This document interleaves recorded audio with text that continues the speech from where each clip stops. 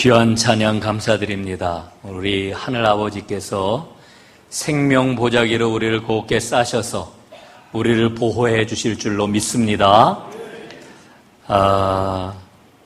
오늘은 제가 지금 한국교회 역사 가운데 널리 알려지지 않았던 그런 그 이야기들을 먼저 여러분들과 나누려고 합니다. 한 세 가지 정도 나누려고 하는데요.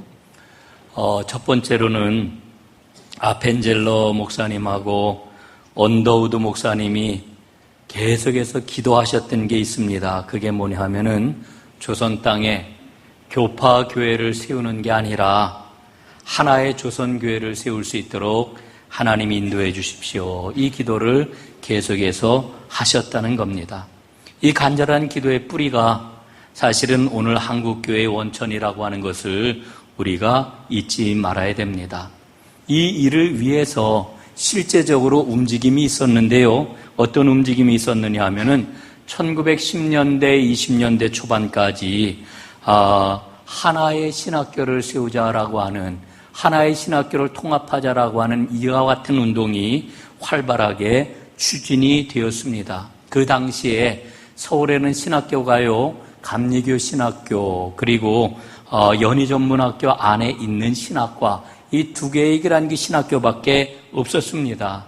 왜냐하면은 장로교의 뿌리가 되는 평양신학교는 말 그대로 평양에 있었기 때문에 그렇습니다.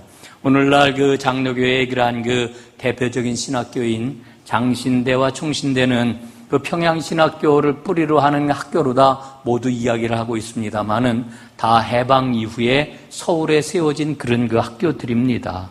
그래서 이제 그 두 학교, 감리교 신학교와 그 연희전문학교에 있는 신학과를 통합을 해가지고 이제 하나의 그런 그 신학교를 세워가지고 거기에서 이제 배출되는 그런 그 신학생들을 통해서 하나의 교회를 세우는 기초를 삼으려고 했습니다. 일이 꽤 잘 진행되었다고 그래요. 그러나 결실을 맺을 것이다 하는 그런 그 기대가 결국은 교파의 벽을 넘어서지를 못하고 아쉽게도 무산이 되고 말았습니다. 또 한 가지 우리가 기억을 해야 될 게 있는데 그것은 감리교회와 장로교 선교사님들이 선교지를 분할한 사실입니다. 이 일은 선교 사역을 진행을 해 나가면서 불필요한 경쟁과 마찰을 피하고자 했던 겁니다. 일종의 신사협정이라고 이렇게 이야기를 할 수가 있지요. 그 원칙을 정했는데요. 이를테면은 대도시, 서울이나 평양이나 원산 같은 그런 그 도시는 이제 감리교회, 장로교회 할 것 없이 공동 선교지로 다 삼고 그 위에 그러한 그 지역은 이제 분할을 하게 됩니다. 그래서 감리교회는 경기도와 강원도와 충청도 그리고 황해도, 해주를 중심으로 한 그 남부 지역, 여기는 감리교회의 그러한 그 선교 지역이 되었고요. 나머지 평안도라든지 함경도라든지 경상도라든지 전라도 같은 곳은 장로교회의 선교 지역이 되었습니다. 그런데 이렇게 선교지 분할 정책이 본격적으로 시행이 되게 되자 문제가 생겼습니다. 선교 지역 안에 선교지 관할이 바뀜으로 인해 가지고 어저께까지는 장로교회였는데 오늘부터는 감리교회가 되어야 되는 이런 일이 생겼어요. 또 어저께까지는 장로교회였는데 오늘부터는 감리교회가 되는 이와 같은 일이 이제 생겨나게 되었던 거지요. 이를테면은 청주에 있는 오래된 교회들 혹은 저 논산이나 강경에 있는 오랜 역사를 가진 교회들이 이런 일들을 좀 많이 당했습니다. 그런데 이와 같이 교단이 바뀌어지는 과정에서 잡음이나 문제가 생겨나지 않았다라고 하는 겁니다. 이게 하나님의 뜻인가 보다. 감사함으로 그 일을 받아들였다라고 하는 거지요. 그래서 그 오래된 교회 역사를 보면은 그 교회들 가운데서 우리는 감리교회로 시작을 했지만 장로교회가 되었습니다. 우리는 장로교회로 시작을 했지만 감리교회가 되었습니다. 이런 교회들이 꽤 여러 교회가 있습니다. 저는 이런 역사적인 경험이 한국교회가 꼭 기억해야 할 귀중한 자산이라고 이렇게 생각을 합니다. 세 번째로 우리가 또 잊지 말아야 될 것이 있는데 그것은 교회 연합운동의 뿌리입니다. 여러분 지금은 우후죽순으로 교회 연합운동들이 펼쳐져 가지고 너무 정신이 없고 오히려 혼란을 가중하고 있는 것을 보게 됩니다. 여러분, 교회 연합운동이 왜 일어나게 된 것일까요? 그것은 분열되어 있는 한국교회가 힘을 모아가지고 복음을 보다 더 잘 전하기 위해서 교회 연합운동이 일어나는 것인데, 오히려 이 교회 연합운동 때문에 교회가 분열되는 안타깝고도 부끄러운 그런 그 상황이 오늘 한국교회 안에서 벌어지고 있습니다. 그러나 한국교회 연합운동의 뿌리에는 하나의 한국교회를 이루어 주옵소서라고 하는 이 아펜젤러 언더우드의 그런 그 기도가 있음을 우리는 잊지 말아야 합니다. 1924년도에 세문안교회에서 조선예수교 연합공의회가 창설이 되었습니다. 여기에는 조선 땅에 들어와 있던 감리교회, 그리고 장로교회, 그리고 열심히 성경 반포 사업을 펼쳤던 영국 성서공회, 그리고 조선 YMCA 같은 기관들이 참여를 하게 되지요. 그리고 1, 2년 후에는 조선 YWCA, 그리고 오늘날 대한기독교 서회의 전신이었던 조선 예수교 서회 같은 기관들이 참여를 하면서 명실상부한 교회 연합운동이 시작이 되었습니다. 그러니까 이 교회 연합운동의 뿌리는 장감연합회라고 이렇게 이야기할 수가 있는 거지요. 이게 조선 예수교 연합회의 뿌리이고, 이것이 오늘날 한국기독교교회협의회의 시작입니다. 그래서 2024년도에는 한국기독교교회협의회가 100년을 맞이하게 되는 그런 해이기도 합니다. 저는 목회를 시작하는 그 목회 초년병 시절, 목회 초년 시절에 한국교회가 이 교회 연합운동을 좀 힘있게 전개해 나가야 되는데, 이걸 활발하게 실천하는 그런 그 목사가 되기 위해서는 내가 어떻게 해야 될까 하는 고민을 참 많이 했습니다. 저의 중요한 그런 그 기도 제목이기도 했지요. 그때는 제가 어떤 생각을 했느냐 하면은, 내가 비록 감리교회의 목사이지만 교단의 벽을 뛰어넘어야 되겠다라고 하는 생각을 했습니다. 신학적인 입장 혹은 교회적인 전통, 이런 것들도 물론 중요한 것이지만 그게 정말 제일 중요한 것일까 하는 그런 그 생각에 사로잡히곤 했습니다. 그런데 어느 날 한 선배 목사님이 저에게 이런 이야기를 들려주었습니다. 현재의 자리에서 진정한 교회 연합운동을 해나가기 위해서는 이 목사가 감리교 목사라고 하는 것을 뼛속 깊이 생각을 해야 될 거야, 이런 이야기를 해주었습니다. 이게 무슨 얘기일까? 저는 처음에는 의아했지요.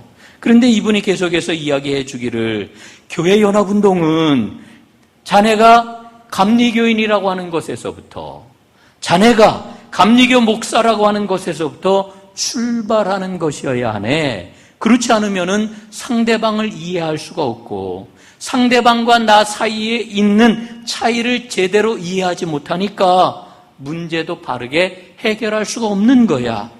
소통을 가로막고 있는 문제를 제대로 보기 위해서는 철저하게 감리교 목사가 되게나, 대신 열린 마음을 놓치지 말고 다른 교단을 이해하려고 하는 그 마음을 놓치지 말고 나아가는 게 제일 중요한 거지, 이렇게 이야기를 해 주었습니다. 저는 그 이야기를 듣는 순간 정신이 버뜩 들었습니다. 아, 정말 그렇구나.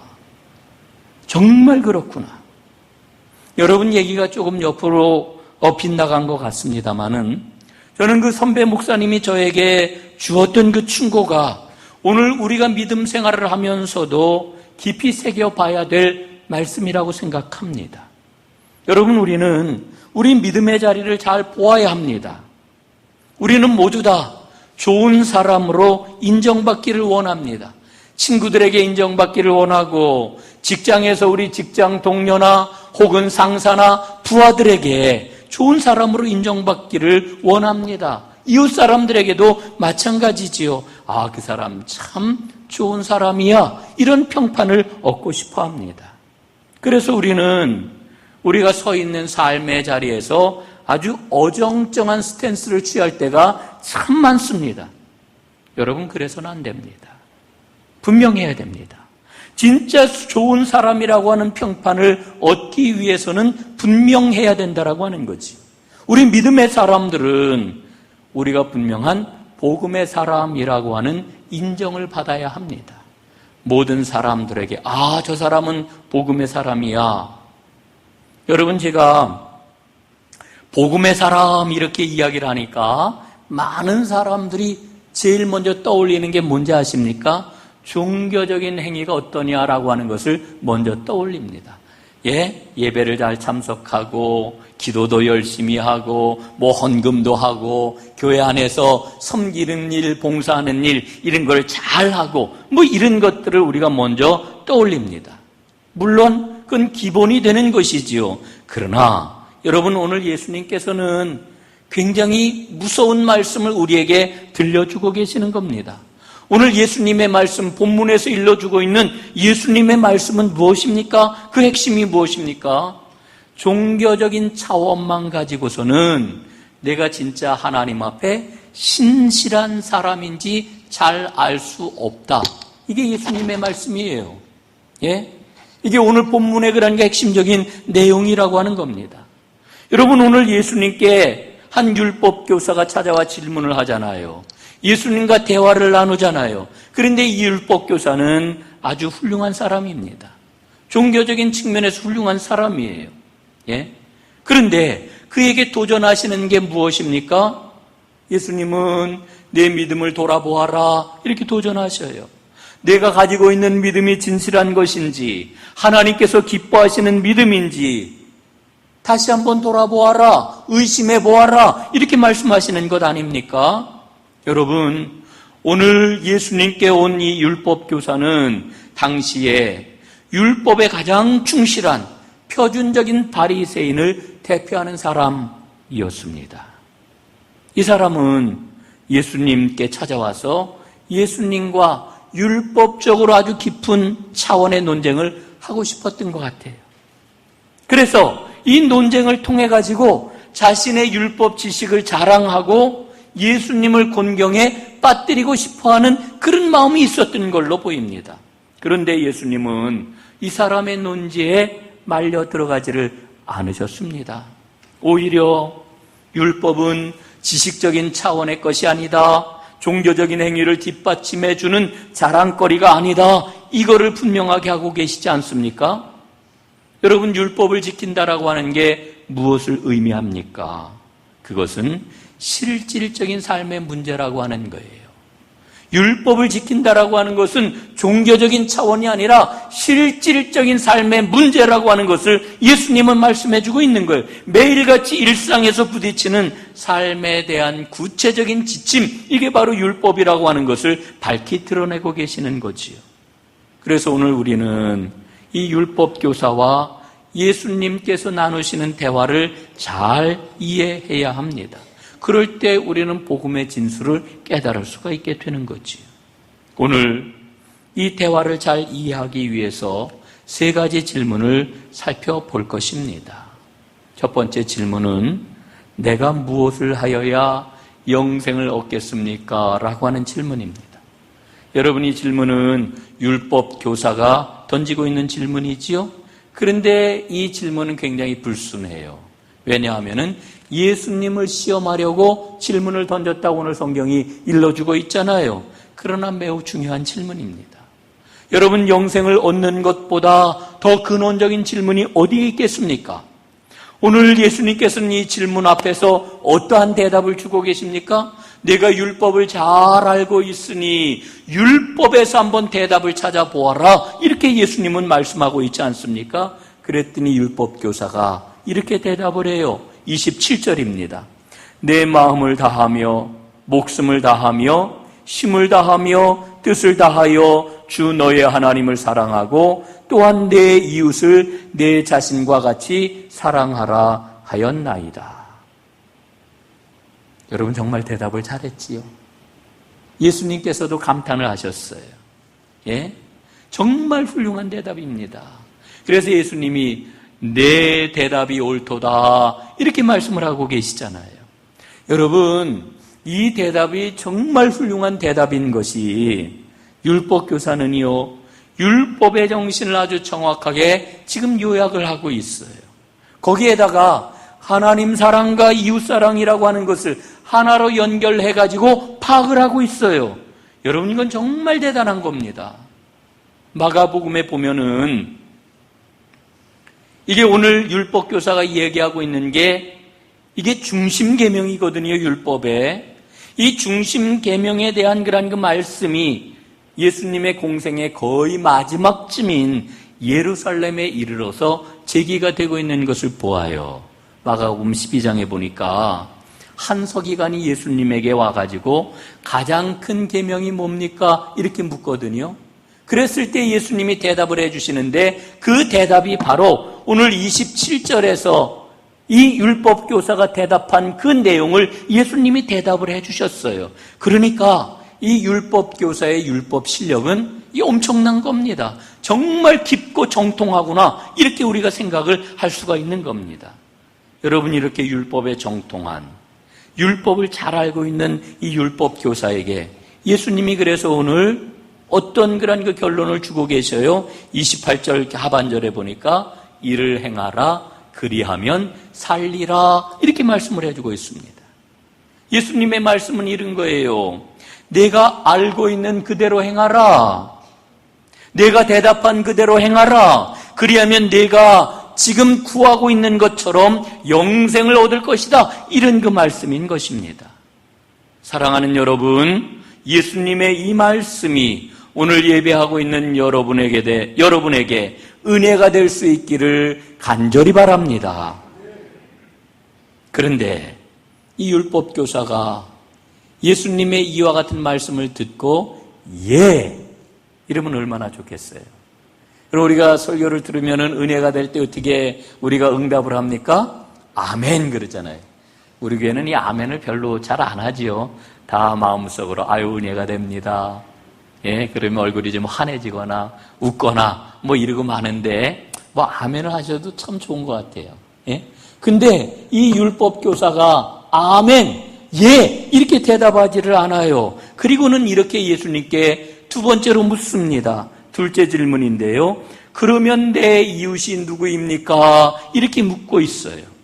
여러분, 이 질문을 던지는 율법교사의 속마음이 무엇입니까? 29절에 보니까요, 자기를 옳게 보이려고 이렇게 말씀해주고 있어요. 율법교사는요, 자기를 드러내고 싶었던 거예요. 나는 흠이 없는 율법의 사람이다 라고 하는 것을 자랑하고 과시하고 싶었던 거지요. 여러분, 우리가 참 많이 쓰는 말 가운데 하나가 이웃이라고 하는 말이죠. 오늘 성경 본문에서 키워드는 이웃입니다. 이웃. 율법이라고 하는 말과 이웃이라고 이렇게 이야기를 할 수가 있는데 우리 참 이웃이라고 하는 말을 많이 써요. 그런데 여러분이 사용하는 이웃은 어떤 의미를 갖고 있는지요? 여러분이 이야기하고 있는 그 말 속에 있는 이웃에는 누구까지를 포함하고 있는지요? 사람마다 이웃을 이야기하지만 그러나 그 이웃은 사람마다 다 제각각 다르다라고 하는 것을 봅니다. 여러분, 오늘 우리가 말씀을 읽으면서 꼭 기억해야 될 게 있어요. 우리가 말하는 이웃,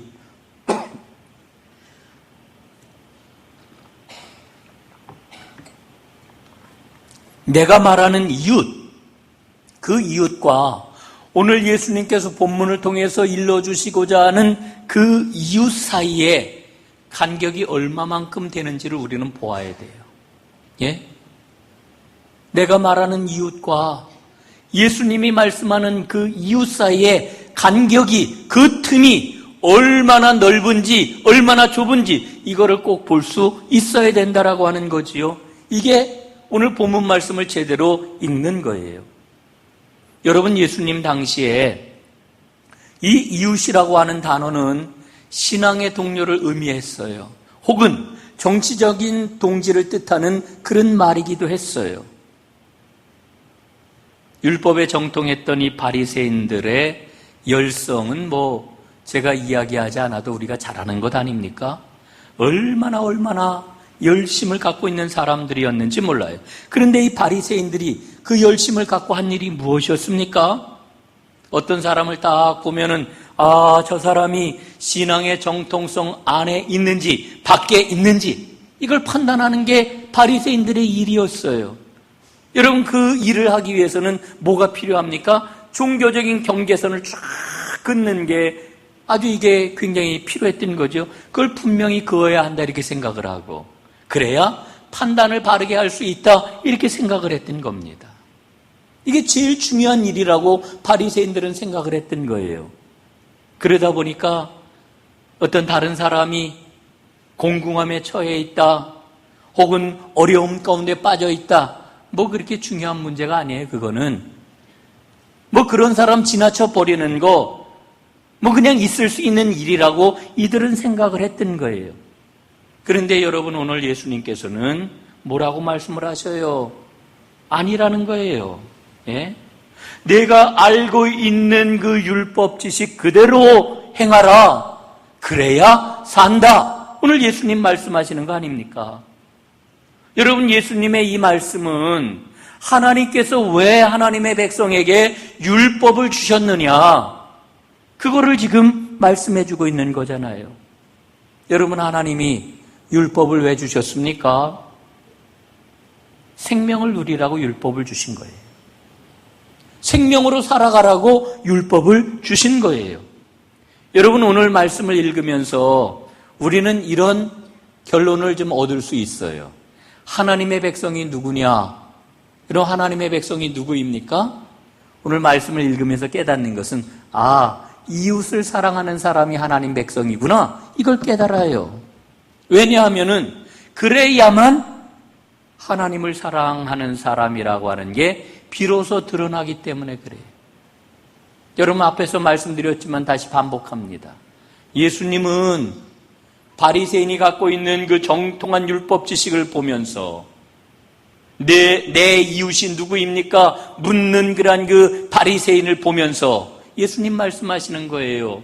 내 종교적인 열심만 가지고서는 진짜 내가 하나님을 사랑하는 사람인지 난 알 수가 없다.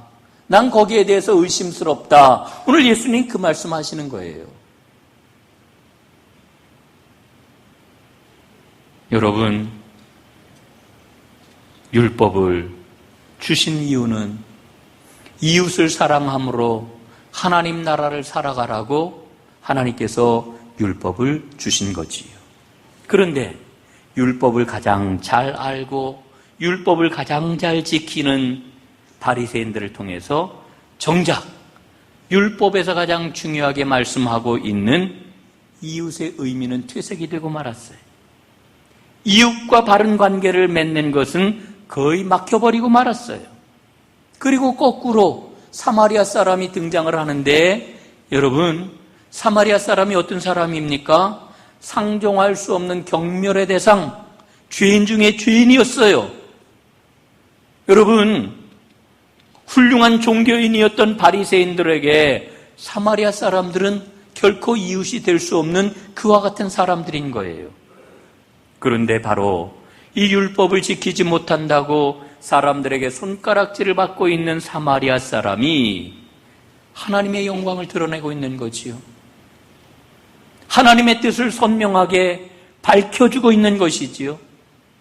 사랑함으로 율법이 무엇인지를 보여주고 있는 거지요. 반면에 하나님의 백성 가운데 백성이라고 뽐내는 제사장과 레위인은 그들이 율법을 그렇게 이야기하고 있지만 결국 하나님의 뜻을 막아버리고 말고 있습니다. 여러분, 우리는 이 사마리아 사람의 모습을 보면서 오늘 분명하게 물어야 됩니다. 어디까지가 우리의 이웃일까? 어디까지가 나의 이웃일까? 여러분, 여기에 대한 답을 잘 찾으시는 하나님의 사람들이 되시기를 간절히 바랍니다. 이제 마지막 세 번째 질문이 있는데요. 누가 강도 만난 자의 이웃이 되겠느냐? 예수님이 물으셔요. 마지막 질문입니다. 여러분, 예수님께서 이 사마리아 사람 비유를 들려주신 다음에 예수님이 물으시는 질문이잖아요. 다 들려주신 다음에. 여러분, 오늘 우리가 성경 본문을 읽어서 잘 알고 있는 그런 그 내용입니다. 예? 강도 만난 사람이 나오고 그 강도 만난 사람 옆으로 제사장이 지나가고 레위인이 지나가고 그리고 세 번째로 누가 지나가요? 사마리아 사람이 지나갔다. 그 사마리아 사람이 강도 만나 죽어가는 사람을 살렸다. 이 내용 아닙니까? 이 이야기를 들려주신 다음에 예수님이 이렇게 물으시는 거잖아요. 내 생각에는 이 세 사람 중에 누가 강도 만난 자의 이웃이 되겠느냐? 여러분, 율법 교사에게 예수님이 묻고 계시지만 이 질문은 바로 오늘 이 자리에 있는 나에게 물으시는 예수님의 질문이에요. 예수님이 오늘 나에게 묻고 계셔요. 내 생각에는 이 세 사람 가운데 누가 강도 만난 사람의 이웃이 되겠느냐? 여러분 누구예요? 예? 여러분 율법교사는 바르게 대답을 했어요. 자비를 베푼 사람입니다. 사마리아 사람입니다.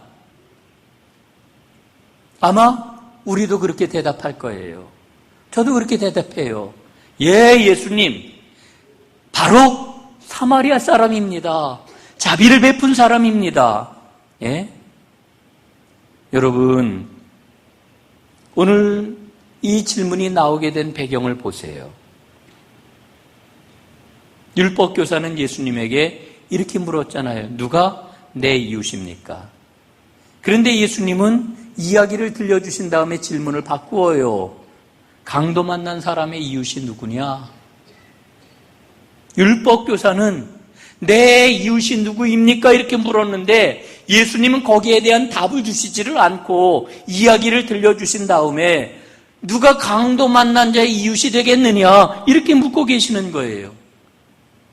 여러분, 믿음이라고 하는 게 뭘까요? 중심을 바꾸는 겁니다. 우리는 항상 나 중심적이지요.